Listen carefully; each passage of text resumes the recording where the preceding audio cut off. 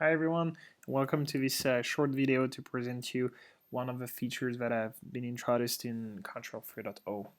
This feature is actually related to TCP flows. So from now on, the vRouter will be able to track the TCP states for the different flows that are going through. So there will be actually a TCP state machine implemented within the vRouter that will be able, for example, once it sees a TCP end of session coming through to actually delete the TCP flow entry from the flow table right away, rather than waiting for a timeout like it was in the previous versions.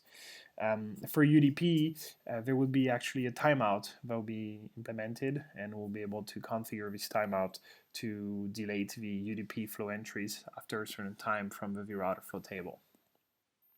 So just to demonstrate this enhancement in the new Contrail 3.0 version, we'll run a very simple and straightforward test. We'll do the same thing on two different clusters, 2.21 and 3.0. So we'll be able to see the difference right away. We'll have a very simple architecture, one virtual network, two VMs within this virtual network, and we'll establish SSH sessions between the two VMs, and we'll actually look at the TCP flow getting deleted once the TCP session is done. So let's switch to the terminal. So here in the upper part in 10, it's actually the Contrail 2.21 setup, and in the lower part in black, it's actually the 3.0 setup. So what I'm going to do is that I'm going to start a watch on the two flow tables. So as you can see, for a moment they're empty because there's nothing going on. As you can see already, you can notice the enhancement here at the flow table level, where we actually now monitor the TCP state, so the scene, fin, reset, etc. What I'm going to do is that I'm going to SSH into my VM through the link local address. Oops. So you can see on the left windows that flows are created already for this SSH session. And you can see the different flags that I was just talking about earlier, monitoring the TCP state. So I'm going to establish an SSH session between the two VMs.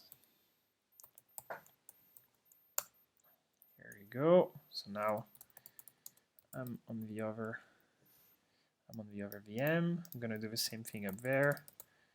So I'm on the 10.10.10.3, and I'm going to SSH 10.10.10.4. Again, you can see that the flow gets added to the flow table right away. So now that we have our new flows, what we're going to do is actually we're going to exit. So we're going to kill basically this session. So actually I'm going to log out from both VMs, and we can see that on the 2.21 setup, so the old version, nothing is happening because it's actually waiting for the timeout to get rid of the different flow entry for the TCP flows. And if I do that here, we can see that pretty much right away the flow entry disappears because it's monitoring the different messages that it sees through the TCP flow. So that's, again, I said that earlier, pretty simple, pretty straightforward, but this concludes the demonstration of this enhancement around the TCP flow monitoring in Contrail 3.0. Thank you.